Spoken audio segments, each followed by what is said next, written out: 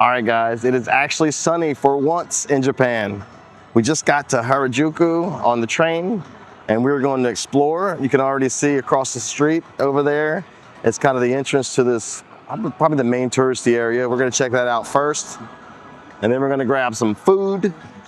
I only brought one lens today, the 35mm 1.4. I've been poo-pooing this lens for quite a while. I wanna creatively constrain myself to just this lens today and see what I can get with it. Yeah, I'll have to deal with the purple fringing, but I gotta check it out. So I really gotta put this lens through its paces. I've really been using the 50 a lot, so I wanna stop using that as a crutch, use this lens today, see what happens. Hopefully you can hear me with the train in the background. It's kind of a cool shot. Anyway, all right, let's get to it.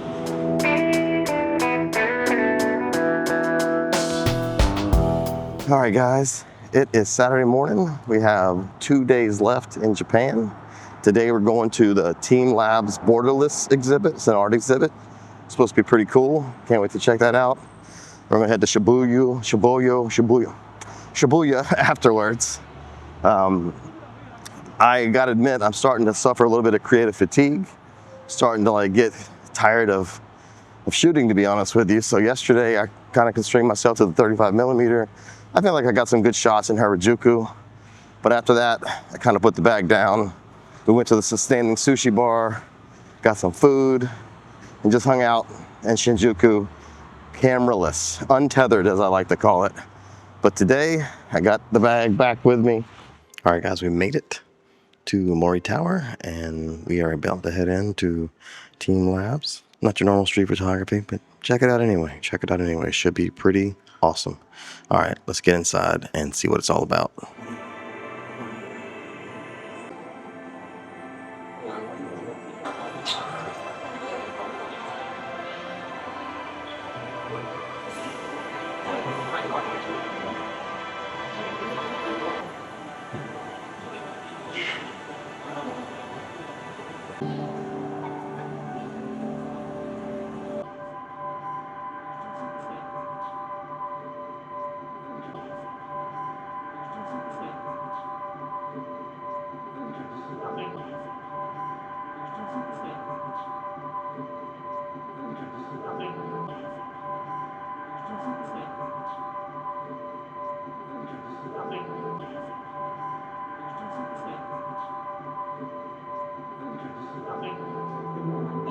We just finished eating lunch at a Singaporean place near the Borderless Team Labs exhibit, and it was freaking awesome. You got to check it out. Some steep stairs to get up there. Food was amazing though, and it was once again inexpensive. That is the theme of this trip. It's most of the meals, unless you go to the tourist spots, are very inexpensive. All right, now we're gonna head to the Tokyo Tower, which is right in front of me, and then we're gonna head back to Shibuya since it's sunny today, and do some more street photography before sunset, and then more after that. All right, guys, we just got off the train, and now we're headed over to the Shibuya crossing, which is underneath the tracks that way. This is the line to get over there. All right, see if we can get through this mess and over to the crossing and get some cool photos during the day. Of course, the sun is not out anymore. It decided it was done for the day right when we were heading over here. So anyhow, hopefully it'll come back out before sunset in about an hour, but we shall see.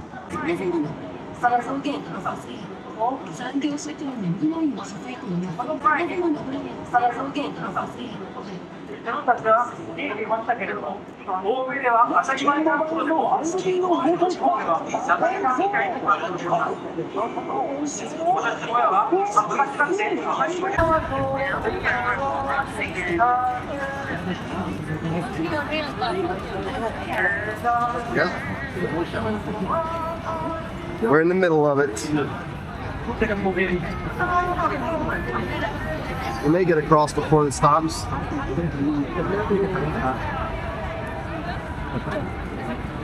We made it.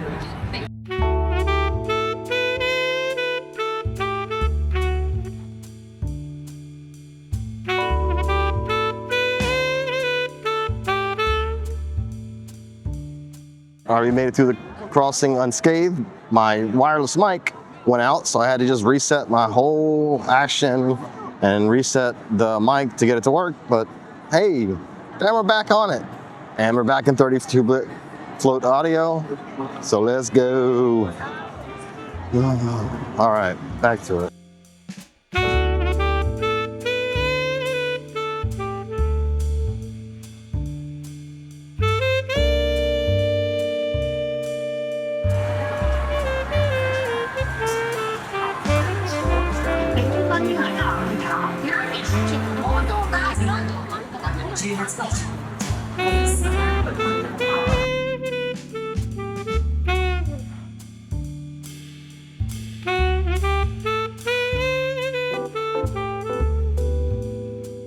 What's up, everyone? I'm back from Japan. I just quickly wanted to sum up my thoughts on the trip as a whole, the gear I brought, Japan in general, what I thought about the experience. It was a very fun trip. We had a blast on this trip, and I love Japan. I can't say enough good things about Japan.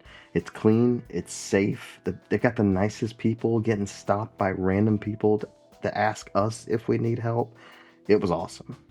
And yeah, I mean, Japan, you got to go to Japan. And also, it's cheap. The food was really, really cheap. 40-50 bucks on dinner, including a couple drinks, is about the norm there. Even like for good meals like sushi, onion-yaki, and all those types. And the food vendors on the streets are very, very cheap. We had Wagyu beef for $6, for example. It was awesome. So definitely check out Japan. If you've never been, plan a trip. I have gone to 20 different countries in Europe and only been to Asia a couple times for work, and it was really nice to get out there and enjoy it just on vacation. So awesome. Got a little bit of different view today. I'm actually filming on the Pocket 3, and I'll tell you why in an upcoming video. It's also on the street photography in Japan. Now, in Osaka, I thought the street photography was amazing. It was, I was really full of energy. I just got there. I was ready to go. So I got a lot of good photos in the beginning. And, it kind of trickled off as the days went on. But that had less to do with the place I was at and more to do with creative fatigue, which I talked about earlier in this video. But I gotta say, there's so many places to visit. I'd got to go back to do more street photography. Akihabara, Harajuku, those are some very cool spots, including Shinjuku, Shibuya. And I didn't get to really spend more than a day at each site, so it was kind of felt a little rushed. But I still enjoyed the photos I got. I still enjoyed the experience. I just want to go back and do it some more. So let's just talk about the kit that I brought. I brought the Nikon Z6 III. I brought the 50mm f1.8 S-line lens, and I also brought the 35mm f1.4 S or non-S-line lens. And while that lens is cool, it is not S-line for a reason though. And I had a lot of issues with diffraction, the purple fringing you get in the highlight areas. It was annoying and terrible to deal with in post. So I found myself using the 50mm a lot more and regretting not bringing the 24-120 to have more of that zoom coverage. Now, albeit near the end of the trip, further thoughts on the kit. The weight and size of the kit got to be annoying.